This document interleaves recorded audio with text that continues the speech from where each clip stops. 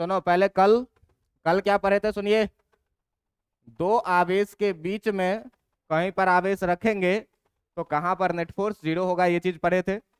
आपको मैं क्या बताया था कि अगर दोनों एक समान आवेश है तो दोनों आवेश के बीच में रखेंगे, और अगर दोनों अपोजिट साइन का आवेश है तो साइड में रखते थे। किस साइड में? छोटे वाले आवेश के तरफ। इतना अगर आपको याद है तो आज का क्वेश्चन आप लोग लीजिए। इस तरह के क्वेश्चन बनाने के लिए आपको शॉर्टकट भी हम आज बताएंगे, ठीक ना। तो शॉर्टकट बताएंगे तो लो आज का क्वेश्चन, पहला क्वेश्चन, और ट्राई करो। ट्राई करो क्या कि मान लो क्या कि ये है, इस लाइन पे दो चार्ज है। एक चार्ज है प्लस क्यू और एक चार्ज है प्लस 9Q, ठीक ना। कह रहा है कि अगर इस दोनों चार्ज के बीच का डिस्टेंस है L, ठीक ना, तो इस लाइन पर एक तीसरे आवेश Q को कहां रखें कि उस पर F नेट क्या होगा? 0 होगा। तीसरे आवेश Q0 को कहां रखें, ठीक ना, कहां रखें कि उस पर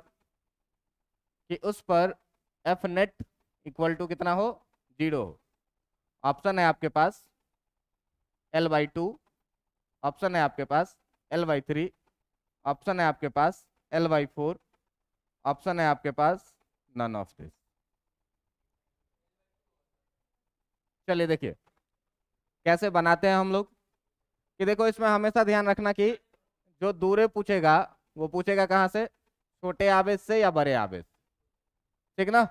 छोटे आवेश से या बड़े आवेश से, दोनों के लिए आज एक जुगाड़ भी है। जुगाड़ भी मैं बता दूंगा कि कैसे क्वेश्चन डील करना है बिना जोड़ घटाव किए हुए। अच्छा देखो, तो ये दोनों एक समान आवेश है कि विपरीत आवेश है? एक समान आवेश है, तो भाई साहब किनारे पे रखेंगे कि बीच में रखेंगे? गधा कहेंगे। एक समान आवेश है तो तीसरा आवेश को हमेशा बीच में रखेंगे। तो बीच में रखेंगे। मान लो कि इस Q0 को रख दिए यहाँ पे, ये है प्लस Q0, है ना, ये है प्लस Q0, इसको रख दिए बीच में। अब देखो ये पहला वाला जो चार्ज है ये इसको अट्रैक्ट करेगा कि रिपेल करेगा? रिपेल करेगा। मान लो कितने फोर्स से? F1 से। और ये दूसरा वाला इसको अट्रैक्ट करेगा कि रिपेल करेगा? रिपेल करेगा। मान लो कितने से? अच्छा ये बताओ कि अगर यहां से यहां तक का डिस्टेंस मैं मान लूं x, तो ये वाला जो डिस्टेंस हो जाएगा वो कितना हो जाएगा? L-। कोई दिक्कत इसमें? नहीं कोई दिक्कत। अब देखिए दोस्त कि जब आप F1 लिखिएगा तो F1 कितना लिखिएगा? K Q1 Q2/r² लिखते हैं। तो Q1 के जगह पर कितना है? Q2 के जगह पर कितना है? और दोनों के बीच का डिस्टेंस कितना है? कोई दिक्कत?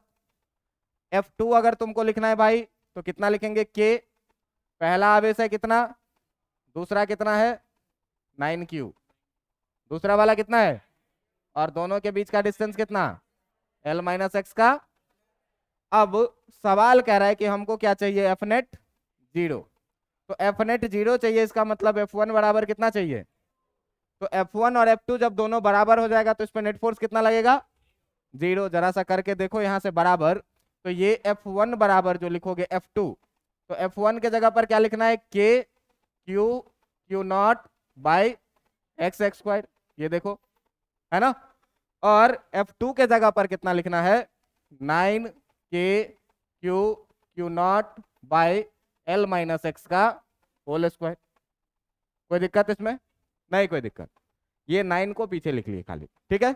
देखो तो Q0 से Q0 जाएगा, K से K भी जाएगा। इधर बचा कितना? 1/x² और इधर बचा कितना? 9/L-x का। अच्छा ये बताओ कि 9 माइनस ये L/x का जो होल स्क्वायर है ये इधर डिवाइड में है, इधर लाएंगे तो मल्टीप्लाई में हो जाएगा। मल्टीप्लाई में हो जाएगा तो इसको हम L-x का whole square by x² equal to 9 लिख सकते हैं कि नहीं? अच्छा इसको अगर एक साथ लिखें तो L-x/x का होल स्क्वायर इक्वल टू 9 लिख सकते हैं कि नहीं? दोनों का स्क्वायर है, एक साथ में होल स्क्वायर कर दिए। अच्छा स्क्वायर हटाएंगे तो इधर रूट डलेगा कि नहीं डलेगा? डलेगा। तो भाई साहब ये बताओ कि L-x/x इक्वल टू रूट डलेगा तो ये +-3 होगा कि नहीं? होगा कि नहीं? अब देखिए कि जब +-3 हुआ तो यहां से दो केस, कि एक तो L-x/x इक्वल टू 3 लीजिए, और दूसरा क्या कि L minus x by x equal to कितना लीजिए -3। अब दोनों को सॉल्व करो, देखो x को इधर ले जाओ तो L minus x equal to कितना 3x, x को इधर ले जाओ तो L बराबर कितना 3x प्लस एक्स 4x, तो x बराबर कितना L/4। यहां से देखो कि L माइनस एक्स बराबर कितना -3x, तो L बराबर कितना -3x और प्लस, तो L बराबर कितना माइनस, तो x बराबर कितना -L/।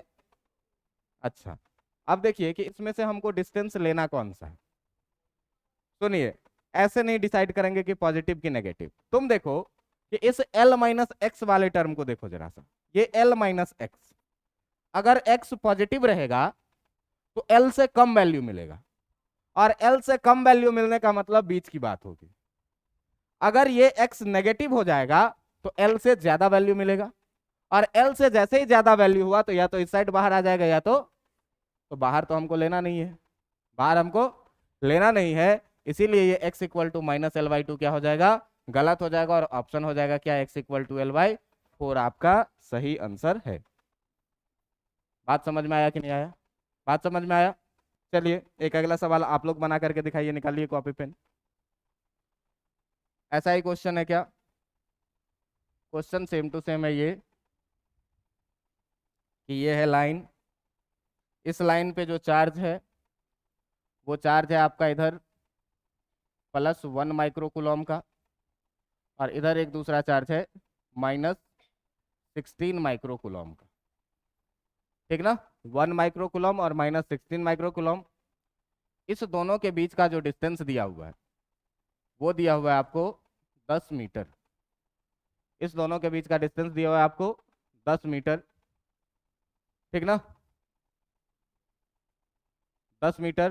तो आपको निकालना है कि एक आवेश, वही चीज हर बार, एक आवेश +1 माइक्रोकूलम को इस रेखा पर कहाँ रखें, इस रेखा पर कहाँ रखें कि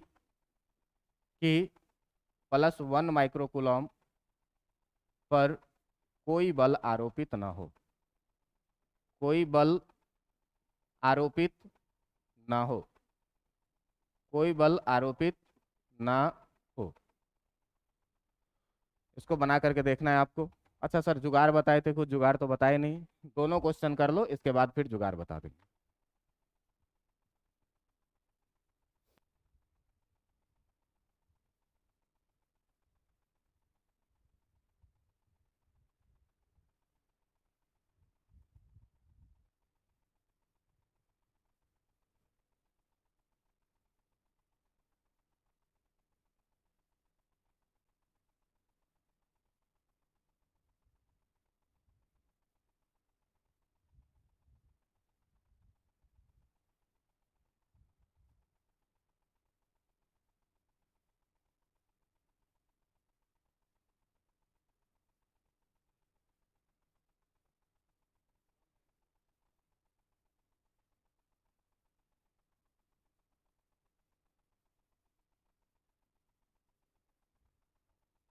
कितना आया 1/2। एक बार फिर से चेक करो, तुम्हारे कैलकुलेशन में कहीं मिस्टेक हो गया। 2 आया, छोटे वाले से कि बड़े वाले से, एक्स कौन सा डिस्टेंस माने हो, छोटे वाले से एक्स माने हो कि बड़े वाले से, छोटे वाले से, सही है, छोटे वाले से 2 सेंटीमीटर के दूरी पर, 2 मीटर के, मीटर है तो मीटर पर।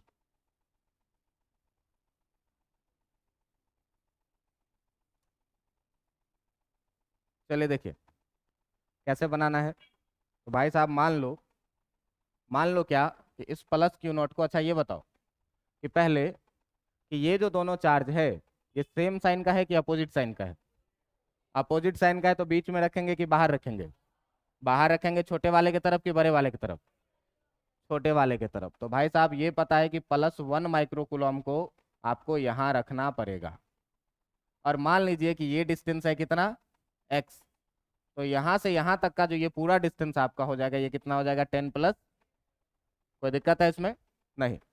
इसका नाम रख लीजिए कि ये पहला आवेश है और इसका नाम रख लीजिए कि ये दूसरा आवेश। तो पहला आवेश इस +1 माइक्रोकूलम को अट्रैक्ट करेगा कि रिपेल करेगा? रिपेल करेगा। रिपेल करेगा बाहर की तरफ कि अंदर की तरफ? मान लो ये कितने फोर्स से? F1 से। अच्छा, दूसरा वाला इसको अट्रैक्ट करेगा कि रिपेल करेगा? अट्रैक्ट करेगा कितने से? कितना बात समझ में आ रहा है? अब यदि यदि क्या हो कि आपका F1 बराबर F2 हो जाए तो Fnet कितना हो जाएगा? 0 हो जाएगा। हमको यही चाहिए कि कोई बल आरोपित ना हो। तो अब यदि आप F1 निकालिएगा तो F1 में क्या लिखिएगा? देखिए तो K, पहला आवेश 1 माइक्रोकूलम का, तो आप जानते हैं कि 1 माइक्रोकूलम बराबर कितना? 10 का पावर -6 कूलम। तो Q1 के जगह पर कितना लिखेगा? 10 का पावर -6 गुने Q2 भी कितना? एक ही, यानी 10 का पावर -6 बट्टा दोनों के बीच का डिस्टेंस कितना? x²। कोई दिक्कत नहीं। दूसरा, अगर आपको F2 लिखना है तो K, Q1 तो यही है और Q2 कौन सा हो गया? 16। तो Q1 के जगह पर आप लिखिएगा कितना? 10 का पावर -6 गुने Q2 के जगह पर लिखिएगा 16 गुने 10 का पावर -6। दोनों के बीच का डिस्टेंस इस बार कितना? 10 + x का होल स्क्वायर। देखिए तो 10 का पावर -6 से 1 और दूसरा से दूसरा कैंसिल, K से K भी कैंसिल, बचा कितना? 1/x² इक्वल टू 16/10 + x का होल स्क्वायर। आप इसको चाहें तो क्वाड्रेटिक के जैसे तोड़ के कर सकते हैं, नहीं तो पूरा ये जो स्क्वायर का टर्म है वो डिवाइड में है तो इधर आ जाएगा मल्टीप्लाई में। तो 10 + x का whole square by x² equal to कितना बचेगा? 16। या इसी को अगर हम लिखना चाहें तो 10 + x बाई x का होल स्क्वायर इक्वल टू कितना लिखेंगे?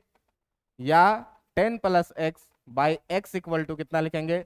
±√16। स्क्वायर हटा तो ±√ डाला। अब देखिए कि ये 10 + x बाई x जो हो जाएगा आपका वो कितना हो जाएगा? +-4। तो एक बार या तो आपका 10 + x इक्वल टू +4 होगा, तो 10 + x इक्वल टू जब +4 होगा तो x इक्वल टू 4 - 10 आएगा जो कि होगा कितना? -6। अच्छा, बट्टा में x भी है। एक सेकेंड, इसीलिए ना मेरा नहीं हुआ था यार, यही कारण था मेरा नहीं होने का, मेरा जोड़ घटाव बहुत गंदा है। सुनिए कितना है? 10 + x by x equal to कितना? 4। तो जब यहाँ से आप सॉल्व करिएगा तो यहाँ से सॉल्व करने से आपको क्या मिलेगा? यहाँ से मिलेगा 10 + x इक्वल टू 4x, और यहाँ से जब आप सॉल्व करिएगा तो x को इधर लेके जाइएगा तो कितना हो जाएगा? 10 + x इक्वल टू 3x, और x इक्वल टू आ जाएगा कितना आपका?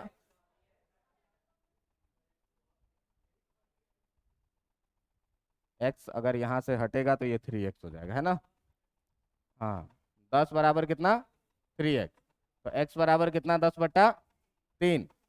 और अगर आप 10 + x by x equal to -4 लेते हैं तो जब -4 लीजिएगा तो 10 + x इक्वल टू कितना हो जाएगा? -4x। और यहाँ से देखिएगा कि 10 + x इक्वल टू कितना आ जाएगा? और x इक्वल टू कितना आ जाएगा? 10/, फिर वही गलती कर दिए यार। अब ठीक है? अब ठीक है। चलो देखो, 10/ कितना? -5। यहाँ से x इक्वल टू कितना आएगा? -2। अच्छा ये बात बताओ कि अगर x का वैल्यू तो -2 लोगे तो ये जो 10 + x हो जाएगा तुम्हारा, ये तो 8 हो जाएगा। 8 हो जाएगा तो बीच में आ जाएगा, बीच में तो लेना नहीं है, बाहर लेना है। तो x इक्वल टू कितना लेना है? 10/3। ये सही ऑप्शन होगा। और ये कैसा ऑप्शन होगा? कितने लोगों का सही था? दोनों आया था। चूज कैसे करना है? देखो, जो बड़ा डिस्टेंस आया है प्लस या माइनस में, उसमें वैल्यू पुट करके देखो, और जो तुम्हारा कंडीशन माने हुए हो अगर उस कंडीशन को सेटिस्फाई करता है तो सही है, अगर नहीं करता है तो गलत। आप देखिए -2 जब भी लीजिएगा तो 10 - 2 हो जाएगा, 8 आ जाएगा। अब 8 का मतलब क्या कि ये बीच में आ गया, बीच में आ गया, सेवा समाप्त, है ना? इसीलिए कितना लेना है? 10/3। 10/3 जब लोगे वैल्यू तो यहाँ से 10/3 यानी 3.33 मीटर के डिस्टेंस पे अपने कितना होना है? 0 होना। क्लियर इतनी बात है? अब सर इसके लिए आप जुगाड़ बताइए। तो जुगाड़ देखना हमेशा कि जुगाड़ कैसे बनाना है इसमें। कि मान लो कि तुम्हारे पास 2 चार्ज है, और 2 चार्ज के बारे में एक बार हम सेम चार्ज लेकर के बता देते हैं, और एक बार हम अपोजिट चार्ज लेकर के बता देते। ठीक है, मान लो कि ये दो है, इसमें एक चार्ज है रखा हुआ यहाँ पे प्लस क्यू, जो छोटा क्यू है, और एक चार्ज है यहाँ पे रखा हुआ प्लस कैपिटल क्यू। दोनों माइनस में भी हो सकता है सेम चार्ज के केस में।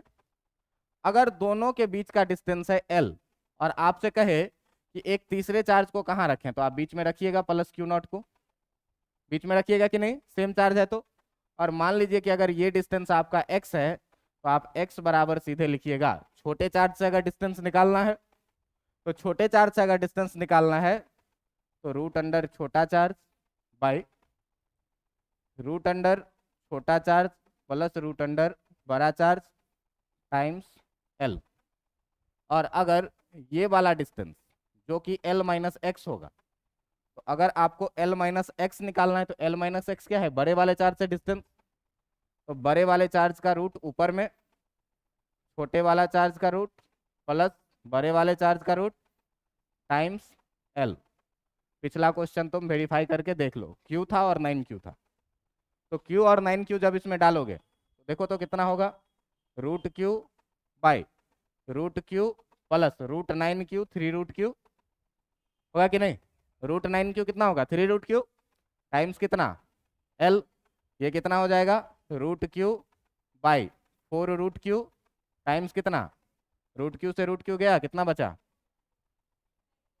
यही आया था क्या, है ना, यही आया था। तो आप चाहें तो रट जाएं, नहीं चाहें तो एनालिटिकल मेथड से बनाएं।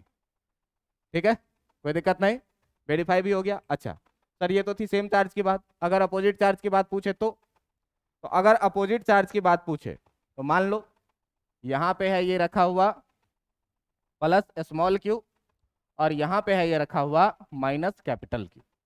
ये बताओ अपोजिट साइन है, चार्ज को बीच में रखेंगे कि बाहर रखेंगे, बाहर किधर, इस तरफ कि उस तरफ, उधर किधर, छोटे वाले की तरफ, छोटे वाले की तरफ, छोटे वाले की तरफ रखेंगे तो भैया ये हो गया तुम्हारा कितना क्यू नॉट।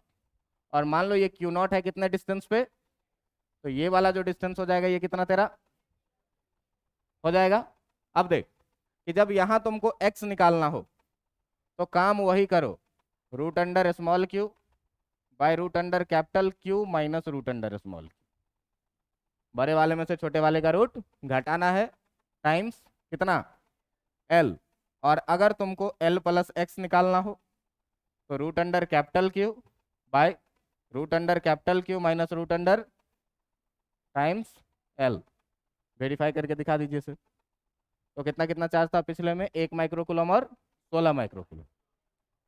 देखो 1 माइक्रोकूलम का मतलब रूट अंडर 1, 16 माइक्रोकूलम का मतलब root under 16 minus root under 1, और दोनों के बीच का डिस्टेंस था कितना, कोई दिक्कत नहीं, कोई दिक्कत, 1/4 माइनस 1 और इंटू कितना 10, कितना हो गया 1/3 गुने 10, कितना आया था, हाँ माइक्रोकूलम में करेंगे तो भी तो रूट लेके कट ही जाना है, रूट 3 समझ में आ रहा है बात, समझ में आ रहा है, तो ये भी वेरीफाइड है। तो आपको जो अच्छा लगे, सर पहले ही बता देते, क्या फालतू कल पूरा क्लास माथा खाए थे, है ना, जुगाड़ ये पहले ही बताना था। तो ये है क्या चीज़ भाई, ये है तुम्हारा जुगाड़, किस चीज़ का, इक्विलिब्रियम का, इक्विलिब्रियम का इसको क्या बोलते हैं, इधर से इसको बोलते हैं क्या, इक्विलिब्रियम का जुगाड़। जुगाड़ लगा करके अगर सॉल्व करना है तो ऐसे सॉल्व करो, और अगर बना करके सॉल्व करना है तो पीछे वाले के जैसे सॉल्व करो।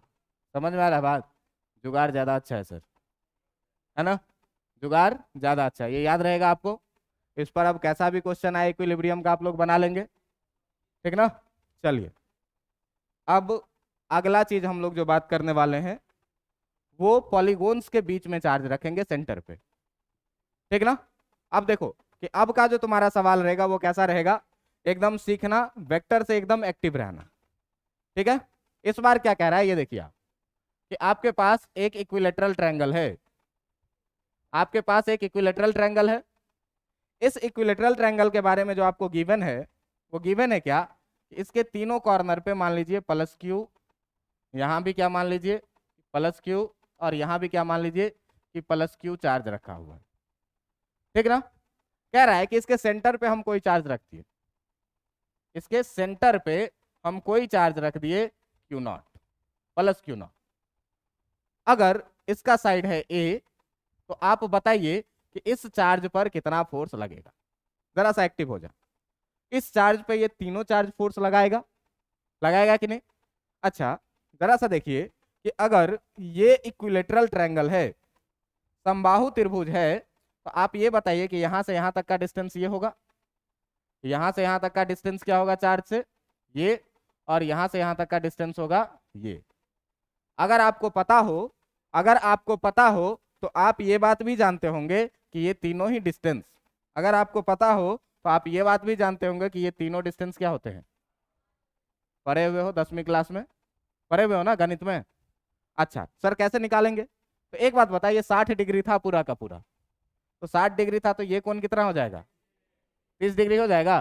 अच्छा ये बात बताओ कि अगर यहां से लंब डाल दिए तो ये दो बराबर भाग में बांटेगा, इधर भी a/2 और इधर भी, कोई दिक्कत है। अब देख, एक बेस पता है तेरे को, बेस पता है, थीटा पता है, हाइपोटेन्यूज निकालना है। तो इस वाले त्रिभुज में जरा सा कॉस थीटा लगा दो, तो कॉस 30 डिग्री, तो कॉस 30 डिग्री बराबर आधार बट्टा कर्ण लिखोगे कि नहीं। ये डिस्टेंस मान लो कितना, r, तो आधार बट्टा कर्ण जब भी लिखोगे तो आधार है a/2 और रेडियस है कितना, r बट्टा, तो यहां से r निकल जाएगा। अब r निकल गया तो एक बात देखो, अब फोर्स की बात, अब देखो क्या फोर्स की बात, r तुम लोग निकालना सीख गए। अब देखो कि अगर हम लोग यहां पर बात करें किसका, फोर्स का, तो ये पहला वाला चार्ज जो है ये इस क्यू नॉट को अट्रैक्ट करेगा कि रिपेल करेगा, रिपेल करेगा अंदर की तरफ कि बाहर की तरफ, रिपेल करेगा किधर, बाहर की तरफ। अब रिपेल करेगा अगर बाहर की तरफ, तो देखिए तो इस पे जो फोर्स लगने वाला होगा वो ऐसे लगेगा कि नहीं। इस फोर्स का नाम आप रख लीजिए क्या, F1, कोई दिक्कत। ये दूसरा वाला जो चार्ज है, ये वाला चार्ज इस चार्ज को अट्रैक्ट करेगा कि रिपेल करेगा, रिपेल करेगा किधर की तरफ, इधर की तरफ।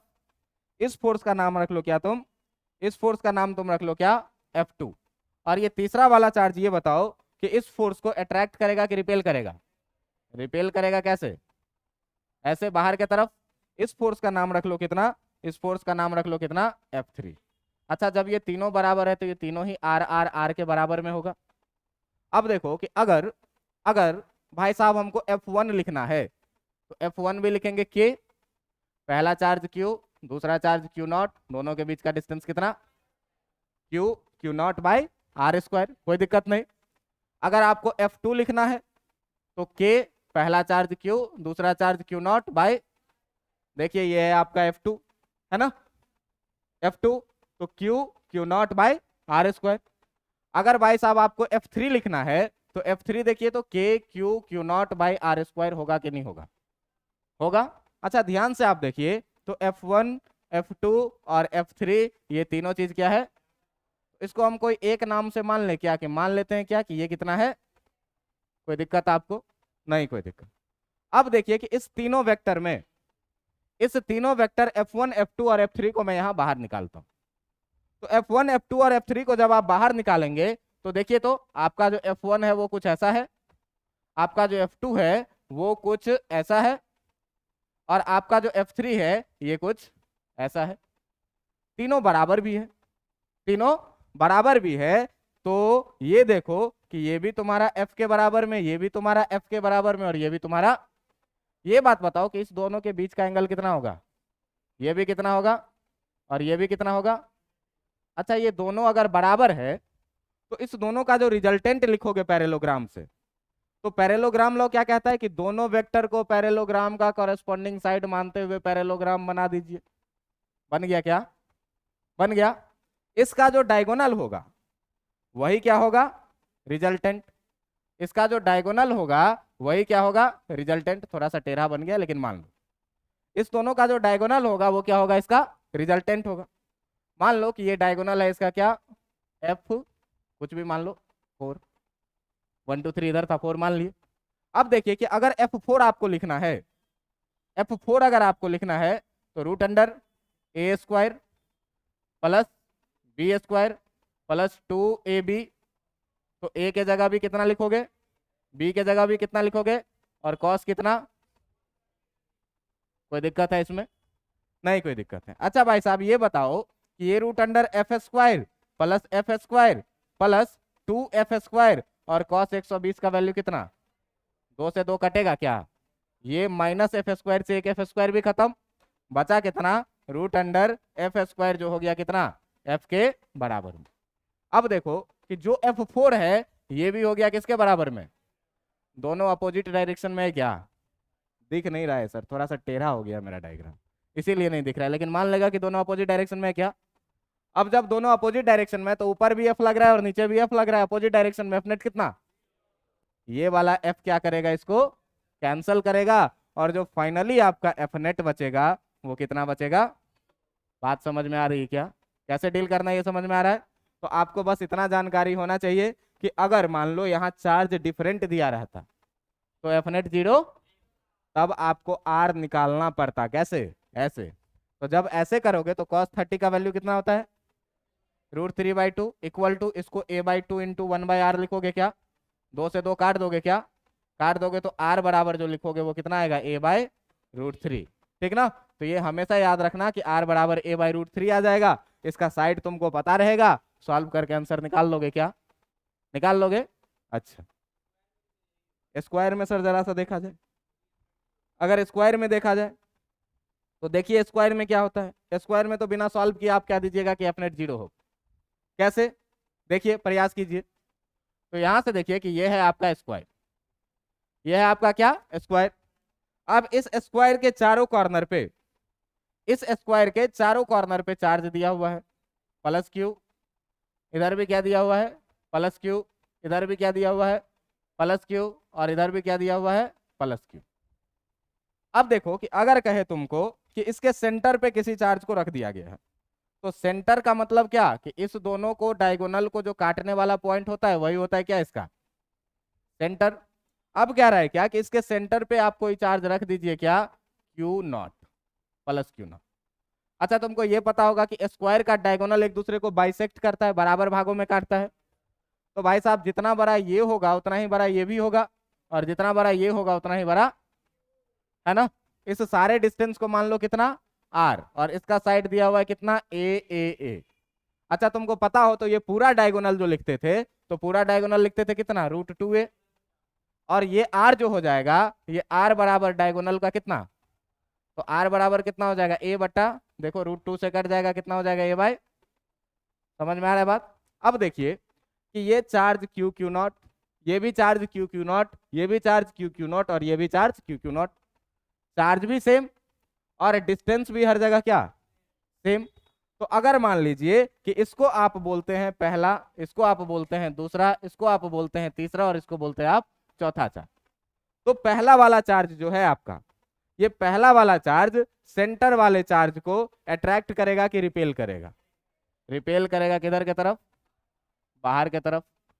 ये दूसरा वाला चार्ज इसको अट्रैक्ट करेगा कि रिपेल करेगा? रिपेल करेगा। ये तीसरा वाला चार्ज इसको अट्रैक्ट करेगा कि रिपेल करेगा? तीसरा वाला चार्ज कहाँ गया? ये वाला। तीसरा वाला चार्ज इसको क्या करेगा? रिपेल करेगा। और चौथा वाला चार्ज भी इसको क्या करेगा? रिपेल करेगा। अच्छा ध्यान से देखोगे तो यहाँ पर अगर इस सारे फोर्स का नाम मैं रख लूं कि ये है तुम्हारा F1, ये दूसरा वाला गया, तो ये है तुम्हारा F2, ये तीसरा वाला गया, तो ये है तुम्हारा F3, और ये है तुम्हारा F4। तो अगर तुम यहाँ ध्यान से देखोगे तो जो तुम्हारा F1 आएगा वो F2 के बराबर में आएगा, वही F3 के बराबर में आएगा, और वही F4 के बराबर में आएगा। सारे को F मानेंगे तो F कितना होगा? Q0/r² होगा कि नहीं? अच्छा ये देखिए तो F2 और F4 अपोजिट डायरेक्शन में है कि नहीं है? अपोजिट डायरेक्शन में भी और बराबर भी है, बराबर भी है और अपोजिट डायरेक्शन में भी है, तो एक दूसरे को कैंसल आउट करेगा कि नहीं? ये भी कैंसल आउट करेगा कि नहीं? तो जब दोनों अपोजिट है और बराबर है तो एफ नेट कितना लिखेंगे? एफ नेट बराबर कितना लिखेंगे? अच्छा सर अगर चार्ज सारा पॉजिटिव है, कुछ को नेगेटिव कर दे तो? अगर कुछ को नेगेटिव कर दे तो देखो हम केस बनाते हैं, फिर हम तुमको कंक्लूजन भी दिखाते हैं कि कंक्लूजन क्या है। मान लीजिए कि ये है एक स्क्वायर आपका, ठीक है? मान लीजिए क्या कि ये है आपका एक स्क्वायर। यार चलो देखो, अब ये मान लो कि ये है तुम्हारा एक स्क्वायर और इस स्क्वायर के चारों कॉर्नर पे चार्ज है ऐसे, चार्ज ऐसे, यहाँ है +2q, यहाँ है कितना -3q, यहाँ पे भी मान लो +2q, और यहाँ पे भी मान लो कितना -3q। अभी भी तुम देखोगे ध्यान से तो तुमको एफ नेट मिलेगा 0। अभी भी एफ नेट सेंटर पे कितना मिलेगा, सेंटर पे जो एफ नेट मिलेगा वो कितना मिलेगा 0। क्यों कि जितना से ये इसको अट्रैक्ट करेगा उतना से ये भी अट्रैक्ट करेगा, तो ये दोनों क्या करेगा, और जितना से ये इसको रिपेल करेगा उतना से ये भी इसको क्या करेगा, ये दोनों भी क्या, एफ नेट कितना बचेगा, एफ नेट बचेगा कितना 0। तो इसमें कंक्लूजन क्या है, देखो सुनो, जब भी रेगुलर पॉलीगोन रहे, रेगुलर पॉलीगोन का मतलब एक समान बहुभुज, जैसे समबाहु त्रिभुज, वर्ग, पंचभुज जिसकी भुजाएं समान हो, ठीक ना, षटकोण जिसकी भुजाएं एक समान हो, आयत नहीं, आयत का भुजा एक समान नहीं होता है, वो रेगुलर पॉलीगोन नहीं है। तो जब भी एक समान बहुभुज रहे और उस पर वितरित आवेश अगर सममित रहे, सिमेट्रिक रहे, सिमेट्रिक रहे, तब सेंटर पे हमेशा ही एफ नेट क्या होगा 0। क्या बोले सर, तो रेगुलर पॉलीगोन का मतलब तो समझ गए क्या, या तो वर्ग रहेगा, या तो क्या रहेगा समबाहु त्रिभुज रहेगा, या तो पंचभुज रहेगा जिसकी सारी भुजाएं क्या रहेगी बराबर। अब कह रहा है क्या कि उसके केंद्र पे, केंद्र पे अगर इसके चारों कॉर्नर पे या जिस भी कॉर्नर पे आवेश सममित रहे, तो सममित का मतलब क्या, सिमेट्रिक रहना चाहिए, है ना, सममित का मतलब क्या, सिमेट्रिक रहना चाहिए। तो आप देखिए तो ये वाला चार्ज जैसा इधर वैसा इधर है कि नहीं, अगर इधर से काटें तो डायगोनली, पंच त्रिभुज में कैसे हुआ, है ना, सिमेट्रिक नहीं रहेगा तो एफ नेट 0 नहीं होगा, तब कुछ ना कुछ वैल्यू आएगा, क्यों कि सिमेट्रिक है इसीलिए आप कैंसिल कर दे रहे हैं।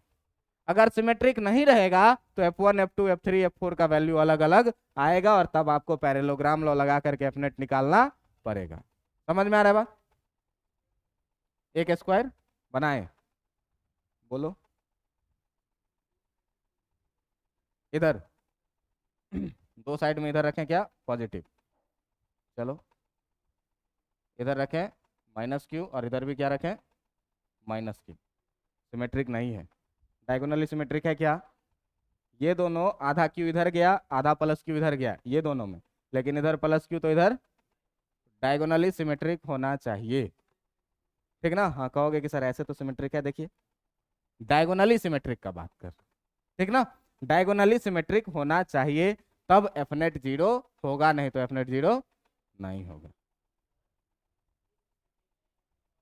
कैसे निकालेंगे, होगा, तो ऐसे स्थिति में एफ नेट 0 होगा, क्यों कि तुमको हर जगह से जो है सो पोजीशन तुमको मानना पड़ेगा, फिर 4 इक्वेशन बनेगा चारों के लिए, और 4 इक्वेशन को सॉल्व करोगे तो 4 वेरिएबल भी होगा, R1 R2 R3 R4, solve करोगे निकल जाएगा। हाँ घर पे जाके डिस्कस करके आइए तब, नहीं तो यहाँ बहुत टाइम लगेगा डिस्कस करने में, सब घर पे जाके सोचिएगा, कल हमको बताइएगा कि सर ऐसे हो रहा है तो बता देंगे। कंक्लूजन क्या, कंक्लूजन क्या, कंक्लूजन कि यदि एक समान बहुभुज के, यदि एक समान बहुभुज के क्या, कि यदि एक समान बहुभुज के सभी सभी कॉर्नर्स को क्या बोलते हैं हिंदी में, आए सभी कोने, वर्टेक्स, ठीक है, पर क्या, हाँ सही बोल रहे हो, शीर्ष होता है कौन, हाँ तो वही वर्टेक्स ही पर तो रख रहे हैं।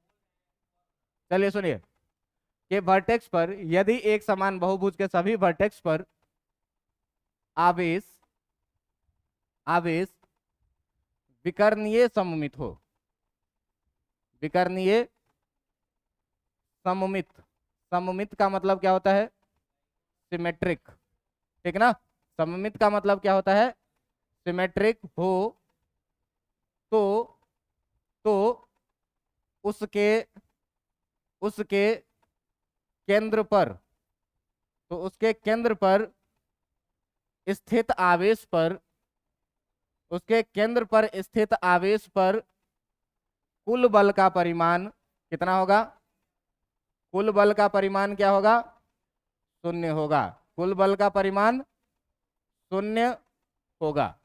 अब जरा सा ध्यान से देखिए भाई, क्या सब पर है कि अगर अगर है अपने पास क्या, इक्विलेटरल ट्रायंगल, इक्विलेटरल ट्रायंगल है, और इक्विलेटरल ट्रायंगल के हर कॉर्नर पे जो चार्ज है वो ये भी मान लो प्लस क्यू, ये भी मान लो कितना प्लस क्यू, ये भी मान लो कितना प्लस क्यू। तो इसके सेंटर पे जो एफ नेट आ रहा था वो कितना, एफ नेट कितना 0। अगर मान लो कि यही वाला डायग्राम क्या है, स्क्वायर है, स्क्वायर है, और इसके भी सारे कॉर्नर्स पे जो चार्ज है वो सिमेट्रिक है। सिमेट्रिक का मतलब मन हो तो इधर प्लस क्यू रखो, इधर माइनस क्यू रखो, इधर प्लस क्यू रखो, इधर माइनस क्यू रखो। देखो कि अगर इसको डायगोनली काट देंगे, तो डायगोनली काट देंगे तो दोनों तरफ एक ही जैसा दिखेगा, है ना। अगर ऐसे भी आप इसको डायगोनली काट देंगे तब भी दोनों तरफ क्या दिखेगा, ऐसे ही दिखेगा। डायगोनली क्या है, ये सिमेट्रिक है। तो डायगोनली जब सिमेट्रिक है तो इसके सेंटर पे जो हम लोग एफ नेट लिखेंगे वो एफ नेट कितना लिखेंगे, 0। पेंटागोन हो, हेक्सागोन हो, कुछ भी हो, तो सेंटर पे फोर्स आएगा वो कितना आएगा, 0। अच्छा एक बात बताओ कि अगर सर्कल है, ठीक ना, क्या सर जुगाड़ है फिर भी गंदा गंदा करते। चलो देखो, अगर सर्कल है और इस सर्कल पे क्या कह रहा है कि बहुत सारा चार्ज है, प्लस प्लस प्लस प्लस इस पे रखा हुआ, इस पे क्या है, बहुत सारा चार्ज रखा हुआ है, पॉजिटिव चार्ज। और आपसे पूछे क्या कि ये सर्कल के सेंटर पे बताइए कि फोर्स कितना होगा, तो यहाँ भी एफ नेट बराबर कितना होगा, 0। अब तुम कहोगे सर ये पॉइंट चार्ज तो नहीं है, सर ये सर्कल तो बड़ा है, ये पॉइंट चार्ज नहीं है। एक बात बताओ कि इसको छोटे छोटे एलिमेंट में काट सकते हैं कि नहीं सर्कल को, और हर छोटा एलिमेंट जो होगा वो पॉइंट चार्ज होगा कि नहीं होगा। इसको इनफाइनाइट टुकड़ा में काट दो, इनफाइनाइट टुकड़ा में काट दोगे तो जो एक छोटा सा टुकड़ा होगा उस पर चार्ज भी बहुत छोटा होगा और वो पॉइंट चार्ज के जैसे बिहेव करेगा कि नहीं। तो मान लो ये वाला एलिमेंट फोर्स इसको रिपेल किया इधर की तरफ, तो इसके अपोजिट वाला एलिमेंट भी इसको रिपेल करेगा इधर की तरफ, और दोनों क्या करेगा, इस तरीके से इनफाइनाइट फोर्स चारों तरफ लगेंगे, और हर फोर्स एक दूसरे को क्या करेगा, कैंसिल कर देगा, और जो नेट फोर्स होगा वो कितना होगा, 0। इस बात का प्रूफ मैं आपको आगे दूंगा, इस बात का प्रूफ आगे होगा, ठीक ना, कि सर्कल के सेंटर पे नेट फोर्स कितना होता है, 0। कूलॉम्स लॉ के इस अध्याय को हम यहाँ पर आपको करते हैं समाप्त। इसमें देखिए 3 तरह का क्वेश्चन आपसे हम करवाए, 3 तरह का क्वेश्चन में एक क्या कि अगर कॉर्नर्स पे चार्ज रहेगा तो कॉर्नर्स पे फोर्स निकालने के लिए, अगर दो चार्ज के बीच में कहां पर तीसरे चार्ज को रखें कि नेट फोर्स क्या हो, 0 हो, और एक तीसरा बात बताए कि रेगुलर पॉलीगोन के सेंटर पे कैसे फोर्स कैलकुलेट किया जाएगा। सारी कहानी कहीं ना कहीं किस चीज की है, वेक्टर की है। तो अगर अगर आप वेक्टर छोड़े हैं तो वेक्टर रिवाइज करिए, अगर वेक्टर लगाना नहीं आ रहा है तो वेक्टर प्रैक्टिस करिए और पूछिए, उसके बाद हो जाएगी, ठीक है। अगले दिन से हम लोग विद्युतीय क्षेत्र की कहानी शुरू करेंगे, इलेक्ट्रिक फील्ड की कहानी शुरू करेंगे। इतना पढ़ के आप लोग आइएगा, और इसमें अगर कहीं कंफ्यूजन रह जाए तो पूछ लीजिएगा, ठीक है। बोलो बोलो।